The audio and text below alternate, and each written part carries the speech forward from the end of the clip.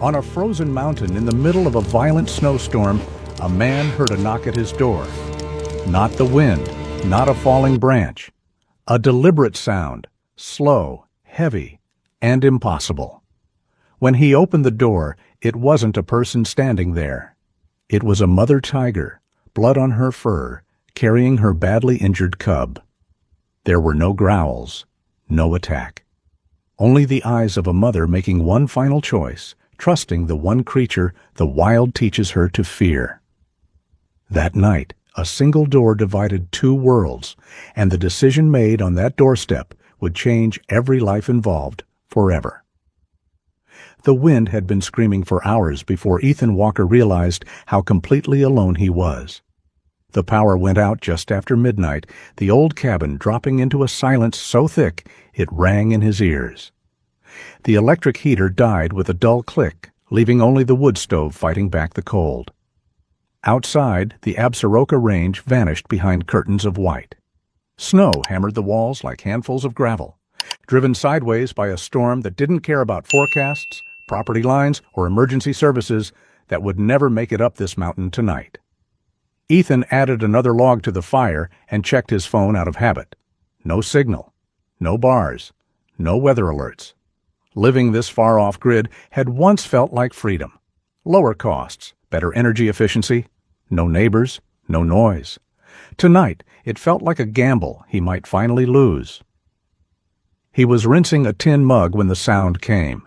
Not wind, not thunder. A heavy, deliberate knock. It wasn't loud. That was what made it wrong.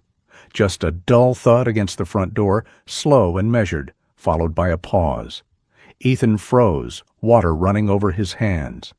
His first thought was structural, falling timber, maybe ice sliding off the roof. His second thought was worse. No one knocked on doors up here, not in winter, not in a storm like this.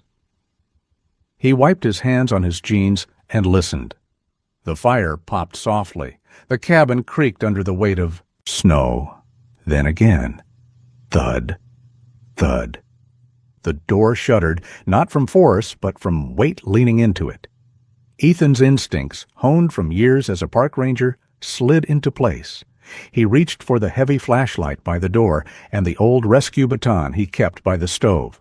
Firearms were locked in the cabinet, unloaded. He hadn't needed them in years.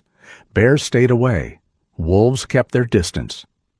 Up here, common sense and solid home security measures usually did the job. He took one step toward the door and stopped. There was a smell. Cold air pushed through the seams of the wood, sharp and metallic. Blood. He knew it instantly. Not much, but fresh. His jaw tightened. Injured hikers didn't climb mountains in blizzards. And predators didn't knock. Another knock came, closer this time, as if whatever stood outside had shifted its weight. Snow slid down the door in a soft hiss. "Hello?" His voice sounded smaller than he liked. No answer, just breathing, low, steady, almost controlled. Ethan thumbed the latch but didn't open it. He leaned close and shined the flashlight through the narrow side window.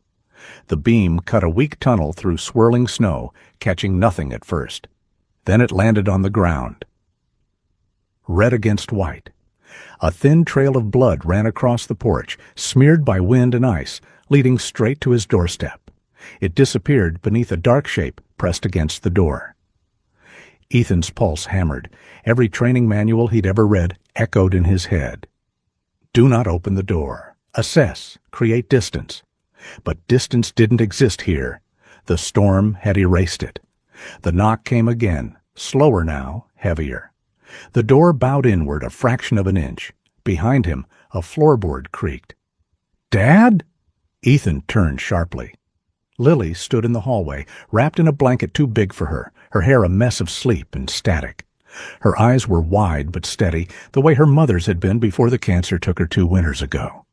"Stay back," he said too quickly. "Go to your room."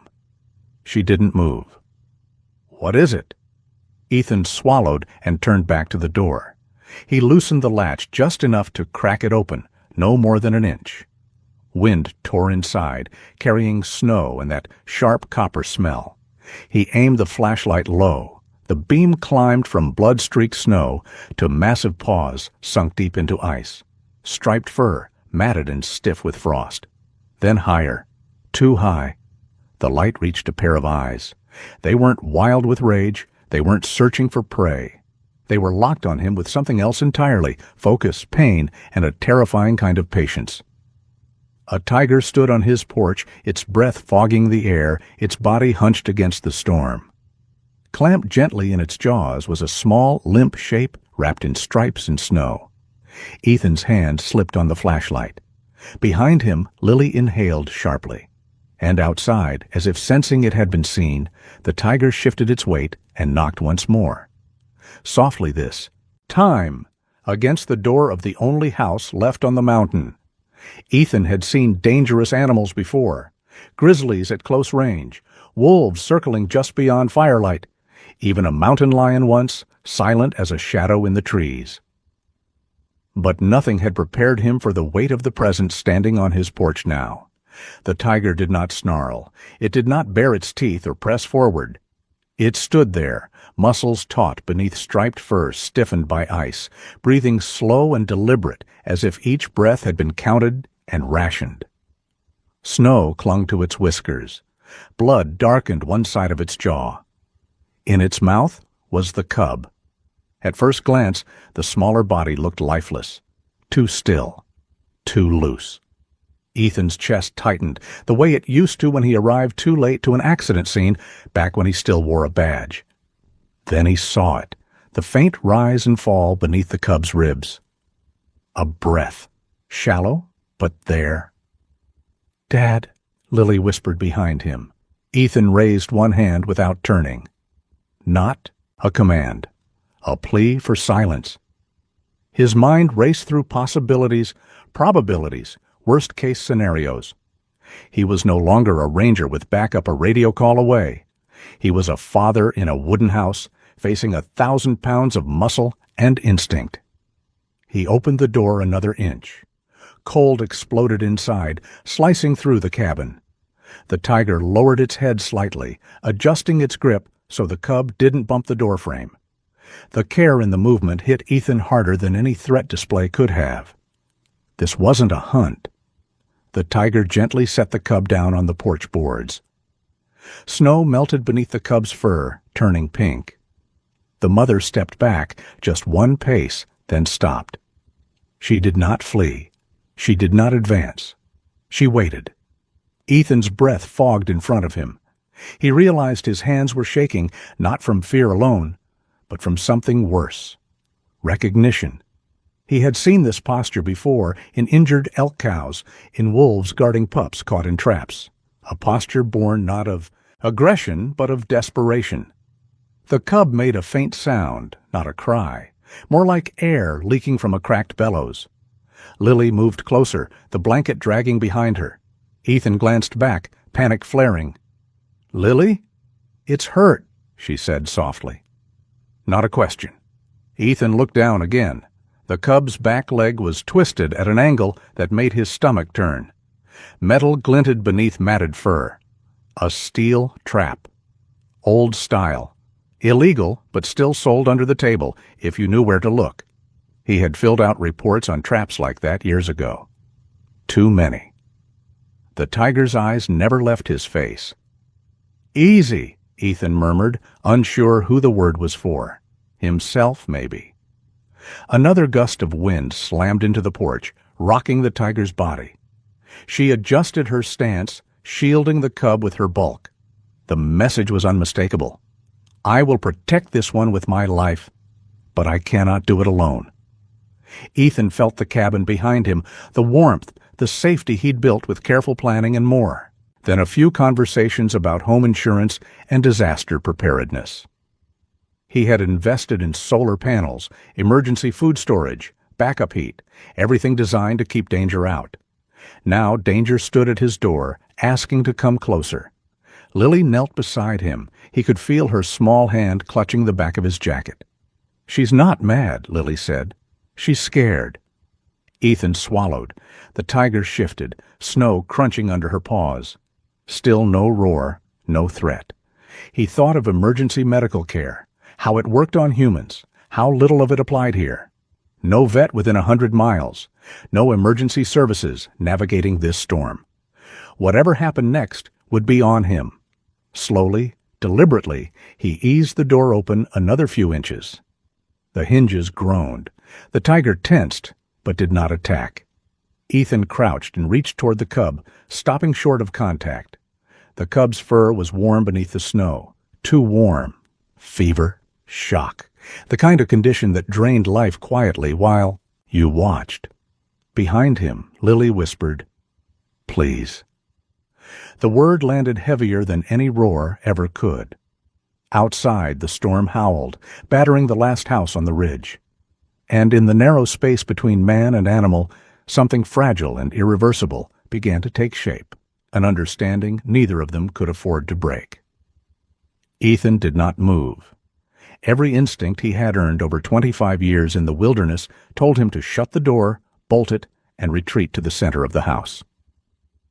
Predators did not belong on porches. Injured animals were the most dangerous of all. This was not fear-speaking, it was training, drilled into him through incident reports, debriefs, and funerals. He could still hear his old supervisor's voice, calm and absolute. Never invite risk inside. Distance keeps you alive. That rule had saved him more than once. It had also cost him things he rarely spoke about. The tiger waited. Snow gathered along her spine, settling into the grooves of her fur. Her eyes never blinked. They stayed on Ethan's face, searching, not for weakness, but for decision. The cub lay between them, breathing shallow and uneven, its small body trembling as another gust tore across the porch. Ethan straightened slowly and shut his eyes for a moment. In the dark behind his lids came memories he'd spent years trying to refinance into something manageable, like emotional debt, with high interest he could never quite pay off. A winter rescue gone wrong. A colleague crushed under a panicked elk. A door he hadn't opened fast enough because protocol told him not to. He opened his eyes again and saw Lily. She stood just inside the doorway, barefoot on the cold floor, her blanket slipping from one shoulder. She wasn't crying. That frightened him more than if she had been. She was watching the tiger the way Ethan used to watch injured wildlife, not with curiosity, but with attention. "She's waiting for you," Lily said quietly. Ethan shook his head. "You don't understand what that thing can do." Lily looked up at him. "I understand what it already did. It didn't leave." The words cut through him. He glanced back at the porch. The tiger had not moved. Her posture was rigid now, muscles locked as if holding herself together by will alone. Ethan's chest tightened. He thought about the safety measures he'd put in place after his wife died. Reinforced doors, upgraded security systems. The kind of choices recommended by every home insurance advisor who understood rural risk. All of it designed to keep danger out. But what if danger wasn't the only thing standing there? The cub twitched, a thin sound escaping its throat. Ethan crouched again, despite himself. The trap was worse than he'd first thought. Steel teeth buried deep, the mechanism bent from struggling. Blood had frozen around the wound, sealing infection inside. Emergency medical care for wildlife didn't exist up here. Not tonight. Not without power. Not without roads. The rational calculation was brutal. Even if he did nothing wrong, the cub might die anyway. The tiger lowered her head just slightly. It was not submission. It was something older. A request. Ethan felt Lily's hand slip into his. Small, warm, solid. The same hand that had clutched his at the funeral, at the first night alone in this house, at every moment when life demanded a decision with no good outcomes. "Dad," she said, barely above a breath, "you always told me promises matter." He closed his eyes again. He had promised to protect her. He had promised himself never to be reckless again. He had promised a younger version of himself that he would follow the rules because rules kept people alive. And yet here he was, facing a choice no rulebook had prepared him for. Outside, the storm surged, rattling the windows hard enough to make the cabin groan. The last house on the ridge stood alone, powered by its small renewable energy system, humming in the background, fragile against the night. No backup was coming. No one would review this decision afterward. Whatever happened would live with him forever. Ethan exhaled slowly and stepped closer to the threshold. The tiger tensed, every muscle coiling, but she did not strike. Her gaze flicked once to the cub, then back to him, as if marking the cost of every second. "I'm not your enemy," Ethan said, his voice rough. He didn't know why he said it aloud. Maybe he needed to hear it himself. The door creaked as he pushed it open another inch. The line he had sworn never to cross thinned beneath his feet, and somewhere deep inside, beneath fear, beneath training, beneath years of caution carefully invested like a retirement fund meant to guarantee safety, something human stirred, asking him to risk it all anyway. Ethan knelt at the edge of the threshold, the open door a thin line between warmth and deathly cold. Snow swept across the porch in hard, blinding sheets, stinging his face and numbing his fingers almost instantly. The tiger watched every movement, her body angled so she could reach the cub in a heartbeat if Ethan did something wrong. He focused on the cub. Up close, the damage was worse than he'd feared.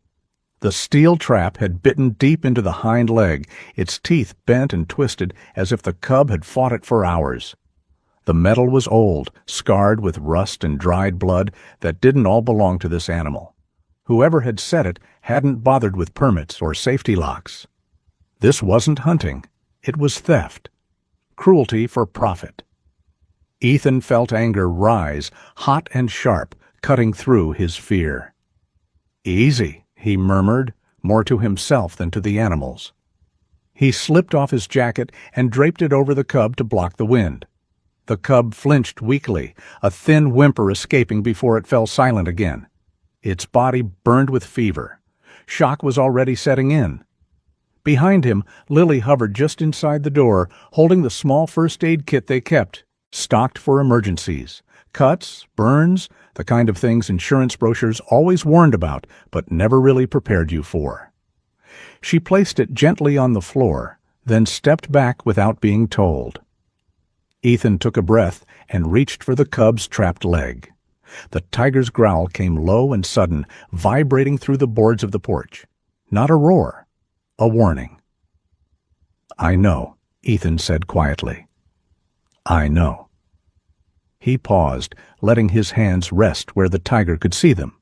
Her ears twitched, her eyes narrowing, but she didn't move forward.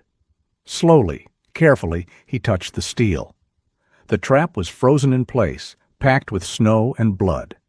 He tested the tension and swore under his breath. Opening it the right way would take tools he didn't have outside and time the cub didn't possess. Ethan's thoughts raced. Emergency medical care for wildlife wasn't something you could improvise with confidence. There were legal liabilities here, too, ones he understood all too well from his ranger days. But none of that mattered now. The mountain didn't care about regulations, and neither did the storm. The tiger leaned down and licked the cub's head once, then stepped back again.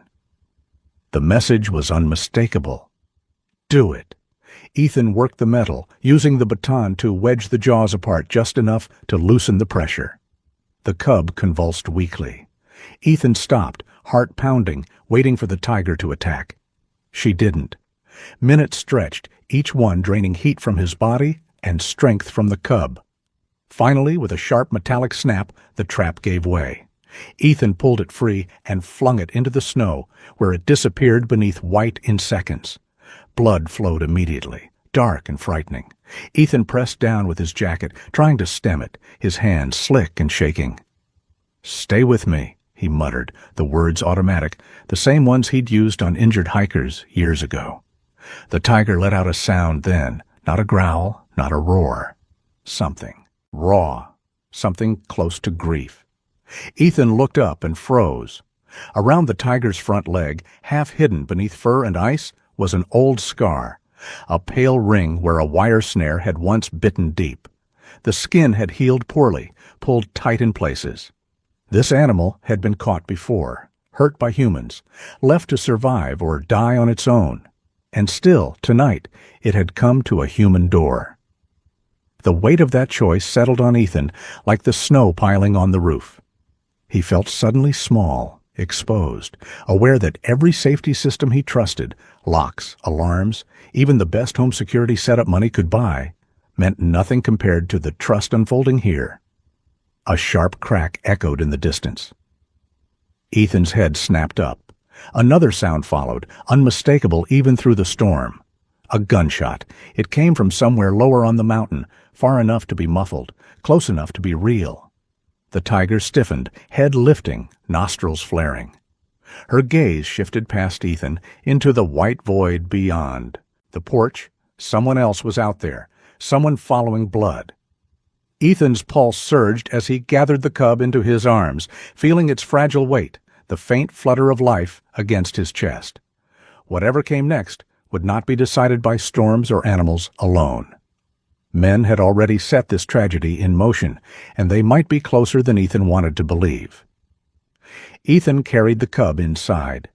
The moment his boots crossed the threshold, the cold seemed to surge after him, as if the mountain itself were trying to reclaim what he had taken. Lily hurried ahead, pulling a chair closer to the wood stove, her movements quick but careful. The cub was frighteningly light in his arms, its body limp except for the faint shudder of breath against his chest. He laid the cub down near the fire, keeping distance from the flames. Too much heat could kill it as surely as the cold. He knew that much. His hands worked on instinct now, pressure on the wound, steady breathing, movements slow and deliberate. This was triage, nothing more. Emergency medical care without equipment, without backup, without any guarantee of success. Behind him, the tiger remained on the porch. Ethan felt her presence like a weight at his back. He didn't turn at first. He didn't have to. He could hear her breathing, controlled and tense, just beyond the open door. Snow blew in around her paws, melting into dark patches on the wooden floor. Lily glanced toward the doorway. "She didn't follow," she whispered. "She's guarding," Ethan said. "She needs to see everything." He reached for the first aid kit, hands slick with blood. Bandages were useless for a wound like this, but pressure and warmth might slow the damage. He wrapped the cub's leg as gently as he could, murmuring words he hadn't spoken aloud in years. "It's okay. You're inside now." The cub stirred weakly, its head turning toward the door, a small sound escaping its throat. At that sound, the tiger stepped forward, just one pace, crossing into the cabin's light.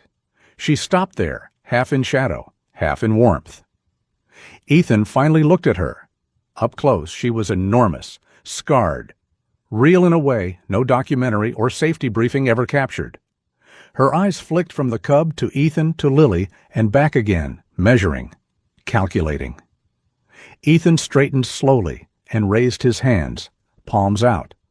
"I'm helping," he said, his voice steady despite the hammering in his chest. "That's all."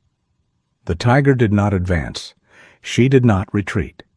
She lowered herself to the floor just inside the doorway, close enough to feel the heat of the stove, far enough to keep an escape route open. Snow slid from her fur in slow rivulets, pooling on the floor. For a moment, no one moved. The house creaked softly as the wind battered it from all sides. Ethan thought of the planning guides he'd read years ago. How to prepare a remote home for worst-case scenarios. How to protect your family with reinforced doors, reliable insurance coverage, and smart security systems. None of those guides had included instructions for sharing a room with a tiger. "Dad," Lily said quietly, "is it going to live?" Ethan didn't answer right away. He watched the cub's chest rise and fall, irregular and shallow. The bleeding had slowed, but the leg was badly damaged. Infection was a certainty without antibiotics. Legal liability, wildlife regulations, the reality of what came next, all of it pressed in on him at once. "I don't know," he said finally. "I'm doing what I can." Another sound cut through the storm, closer this time. Footsteps, crunching snow, uneven and deliberate. Ethan's head snapped up. The tiger reacted instantly, lifting her head, ears flattening. A low rumble vibrated in her chest, not directed at Ethan or Lily, but outward, toward the darkness beyond the porch. Someone was approaching the house. Ethan felt a surge of cold that had nothing to do with the weather. No one hiked up here in a blizzard without a reason, and people who followed blood trails rarely had good intentions.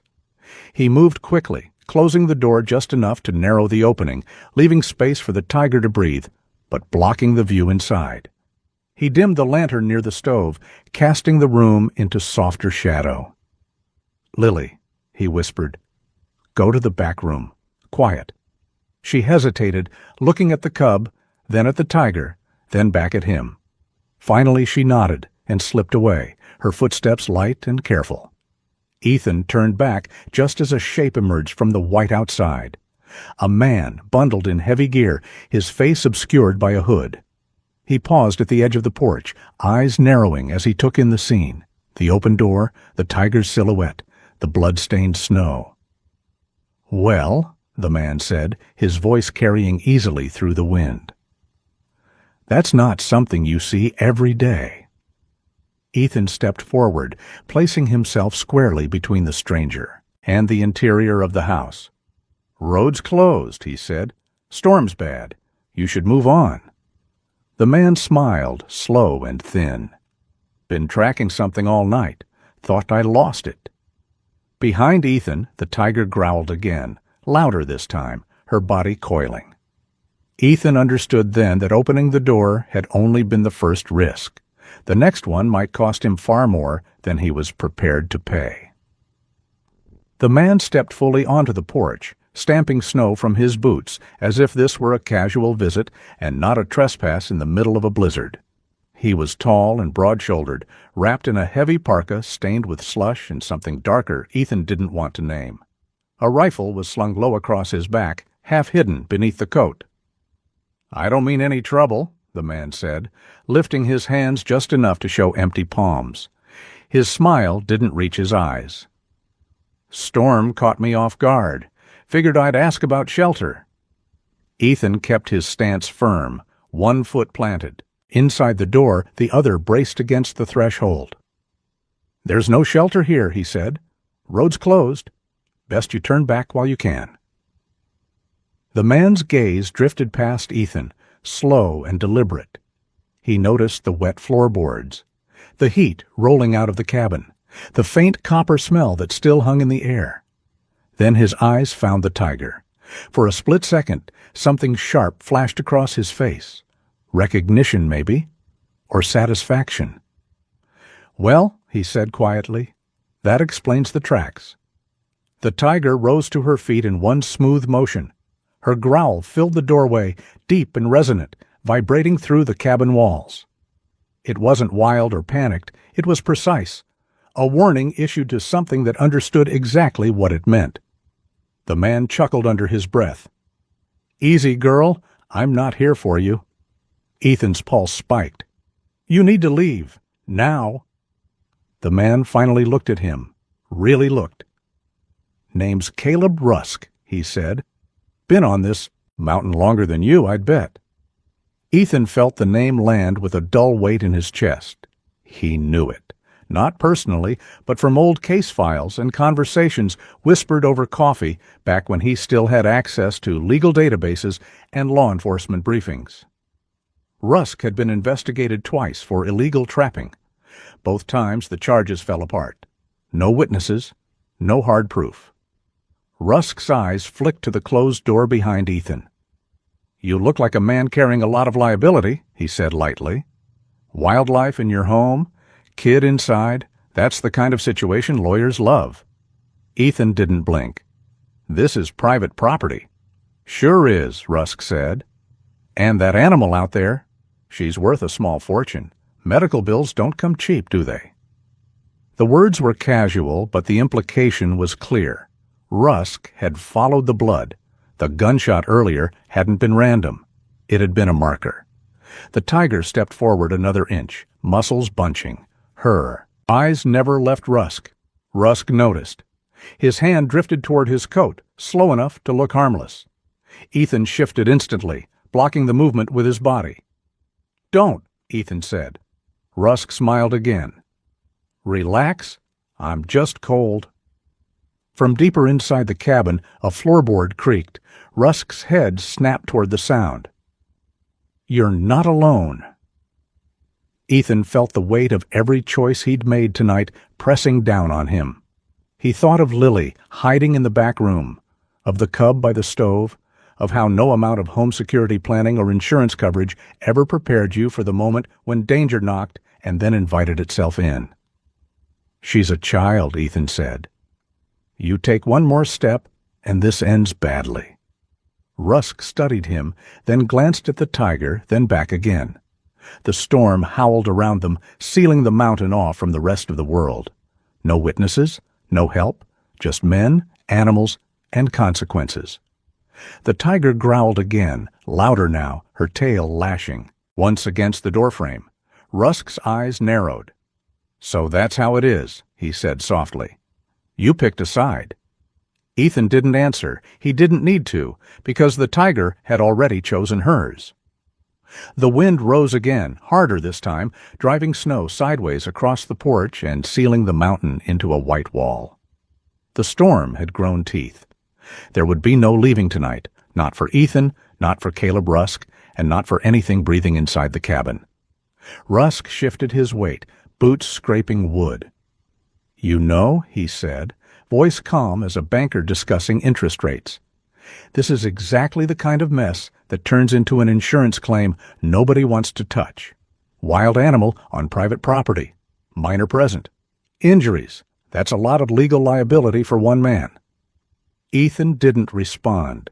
He watched Rusk's hands. He watched the line of his shoulders. Years of emergency response training narrowed the world into details that mattered. Behind him, the tiger took another step forward. Rusk's eyes flicked to her, then back to Ethan. "She's impressive," he said, "but she's not bulletproof." The words hung there, heavy and deliberate. "Back away from the door," Ethan said. His voice was steady, but every muscle in his body was braced. "There's nothing for you here." Rusk smiled faintly. "There's plenty. You're just pretending otherwise." He leaned to peer around Ethan, angling his head to see into the cabin. The dim lantern light revealed the edge of the room, the stove, the chair, a dark shape lying near the fire. Rusk's breath hitched, just once. "There you are," he murmured. "Been tracking that cub since dusk." The tiger's growl exploded from her chest, louder than before, rattling the doorframe. She advanced, placing herself fully inside the threshold now, her body a living wall between Rusk and the interior of the house. Rusk's hand slipped beneath his coat. Ethan moved. He stepped sideways, blocking Rusk's line of sight and snapping his baton up in one smooth motion. "Don't," he said again, louder now. "I won't say it twice." Rusk laughed softly. "You think you can stop me?" From the back of the cabin came a sound no one expected. A gasp. Rusk's head turned sharply toward the hallway. "So you do have company?" Ethan's heart dropped. "Stay back," he shouted toward the rear of the house. Too late. Lily stood frozen in the doorway, eyes wide, one hand gripping the wall for balance. She had heard the voices, the tension, the truth adults always tried to hide too long. Rusk saw her and smiled, slow and satisfied. "Well," he said, "that complicates things." The tiger reacted instantly. She surged forward, placing herself squarely between Rusk and Lily, her body low, shoulders rolling, as a deep, sustained growl filled the room. It was no longer a warning. It was a promise. Rusk raised his hands, palms out, backing up half a step. "Easy," he said, though his eyes never left the child. "Nobody needs to get hurt. Ethan moved to Lily's side, pulling her behind him, his mind racing through worst-case scenarios.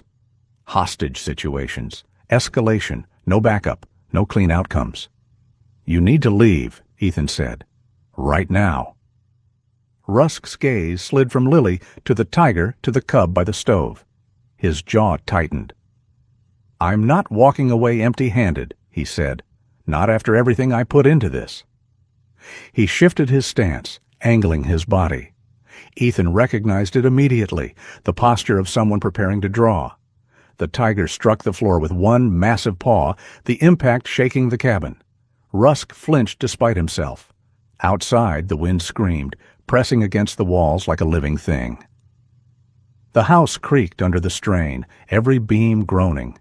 This place had been designed for isolation, for self-reliance, for weathering storms alone. It had never been meant for this. Rusk's voice dropped. "You hand over the cub," he said quietly, "and I walk. You keep playing hero, and accidents happen. Slips, misfires, tragic stories that end with paperwork and apologies." Ethan felt something cold and final settle in his chest. "No," he said. Rusk's eyes hardened. His hand came up fast. The tiger lunged. The cabin erupted into motion, roaring, shouting, the crash of bodies colliding with wood and snow. Rusk stumbled backward as the tiger slammed into the doorframe, forcing him to retreat. His balance broke. The rifle slipped from his shoulder. A gunshot cracked through the storm. The sound tore through the cabin like lightning. Ethan felt a burning impact tear into his shoulder, spinning him sideways. He hit the floor hard, breath exploding from his lungs. Pain followed, blinding and immediate. "Dad!" Lily screamed. Rusk staggered back, eyes wide, then turned and bolted into the storm, vanishing into white before Ethan could even try to stand. The tiger stood over Ethan, chest heaving, eyes blazing, her body positioned between him and the door. Blood pooled beneath Ethan's shoulder, warm and slick. The cub stirred weakly by the stove. And for the first time since the knocking began, the tiger stepped fully into the house, not as a threat, but as a shield. Pain dragged Ethan back into himself in slow, grinding waves. At first it was only heat, then pressure, then a sharp, tearing awareness that settled into his shoulder and refused to let go. He tried to move and failed. The ceiling above him blurred in and out, the wooden beams swaying as if the cabin itself were breathing. "Dad, Dad, stay with me." Lily's voice cut through the fog. He felt her hands on his chest, small and shaking, pressing hard the way she'd seen on television, the way people did when there were no professionals around, no emergency medical care, racing up the mountain with lights and sirens. "I'm here," he rasped. The words felt thin, but they steadied. "Her?"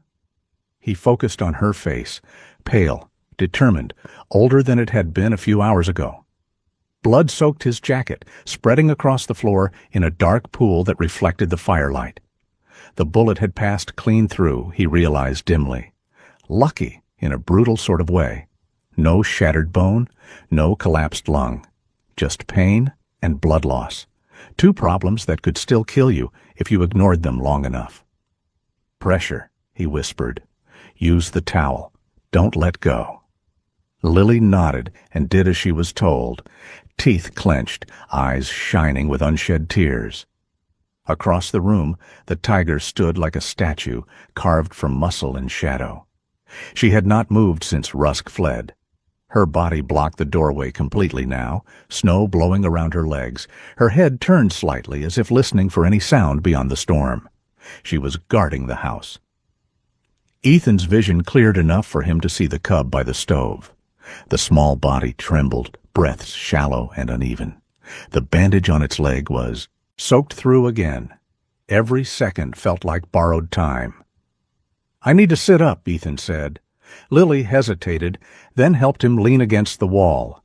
Pain flared white-hot, stealing his breath, but he forced it down. Panic would make everything worse. Panic always did. He glanced at the tiger. She met his eyes without flinching. "I helped?" he said quietly, unsure why he felt the need to say it aloud. "I'm still helping." The tiger did something then that Ethan would never forget. She lowered her head and stepped closer, slow, deliberate, until she stood over him. Her breath washed over his face, warm and heavy with the scent of snow and blood. He could have reached out and touched her. He didn't. She sniffed the wound at his shoulder, then lifted her head and made a low sound in her throat, not a growl, not a roar. Something softer, something uncertain. Then she turned away. She crossed the room to the cub and laid down beside it, curling her body protectively, her massive frame creating a barrier between the small, broken form and the rest of the world. Her tail flicked once, then stilled. Ethan exhaled slowly. Outside, the storm began to lose its edge. The wind still howled, but the fury had dulled, as if the mountain itself were tiring of the night's violence. Snow fell thicker now, quieter, muffling the world. Lily finished tying off the bandage and leaned back on her heels, exhausted. "Is he gone?" she asked. "For now," Ethan said. "He won't come back in this weather." He didn't add if he's smart. Men like Rusk didn't always need to be. Minutes passed, maybe longer. Time lost its shape. Ethan's thoughts drifted to consequences. Legal liability, investigations, the kinds of questions that came when daylight returned. Wildlife authorities, insurance coverage, forms and statements and explanations that would never quite capture what had happened here tonight. None of it mattered right now. What mattered was that the Yacius cub's breathing was growing weaker. Ethan pushed himself upright, despite Lily's protest. "I need to try something," he said. "If the bleeding doesn't stop." He trailed off. They both knew the rest. The tiger lifted her head as he approached, eyes tracking his every move. He knelt beside the cub again, moving with care, his injured shoulder screaming with each motion. He adjusted the bandage, checked the leg, whispered nonsense words meant to soothe. The cub's eyes fluttered open briefly, clouded, unfocused, then closed again. The tiger pressed her forehead gently against the cub's side, a gesture so intimate it made Ethan's chest ache. "I don't know if this will work," he murmured, "but I'm not stopping." The fire crackled. The night stretched on. And as the first gray hint of morning crept toward the windows, Ethan understood something with painful clarity. Some choices saved lives. Others simply proved who you were willing to bleed for. Morning did not arrive the way it used to. There was no clean sunrise, no sudden break in the storm. Light seeped into the cabin slowly, a thin gray wash that softened the edges of everything it touched. The wind had calmed to a low murmur, and the snow fell straight down now, quiet and heavy, as if the mountain were covering its tracks. Ethan woke with pain stitched through his body. His shoulder burned with a deep, steady ache, the kind that reminded you with every breath that you were still alive, and not without cost. Lily sat beside him on the floor, her back against the wall, eyes red and rimmed with exhaustion. She had not slept. Neither had he, not really. "Dad," she said softly when she saw his eyes open.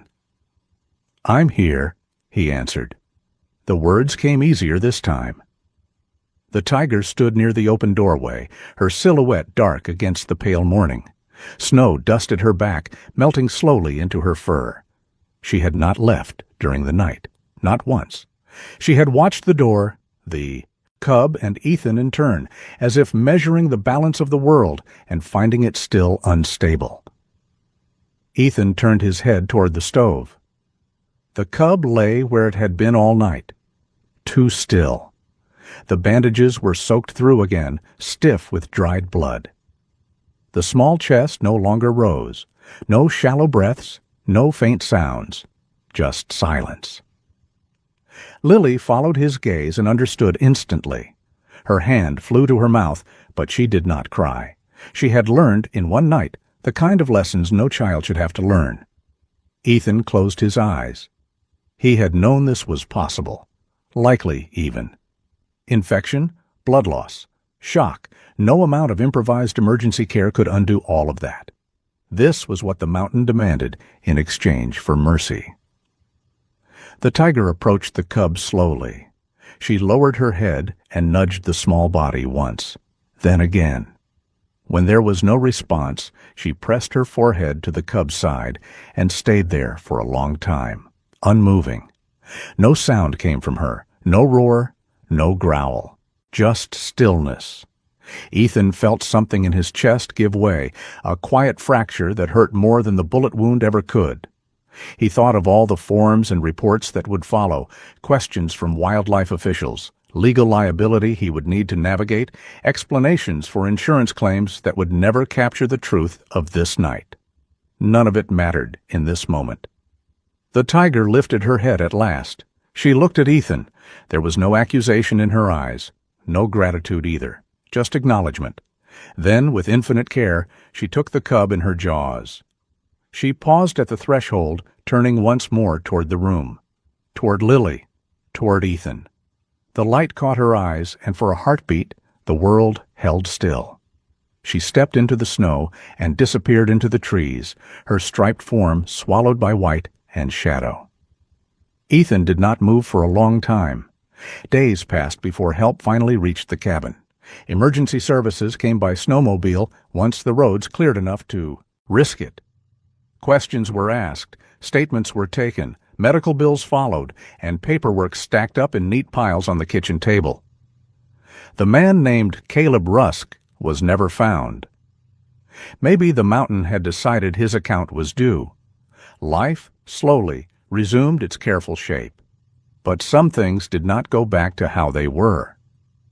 A week later, after Ethan was strong enough to walk the porch again, he found it. A deer lay in the clearing below the house, placed deliberately, untouched by scavengers. Not dragged, not torn. Set down with purpose. A gift offered according to the rules of a world older than contracts and courts. Ethan stood there for a long time, the cold biting at his face. He understood then that not all doors were open to save lives.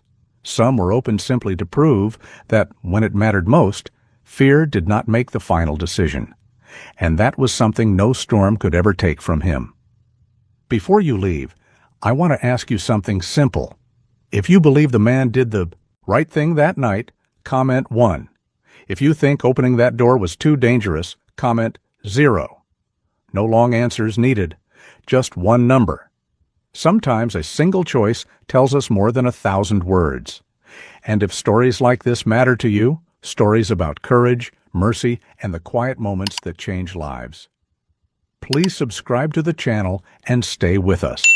There are many more stories ahead, and the next one might stay with you even longer. Thank you for watching.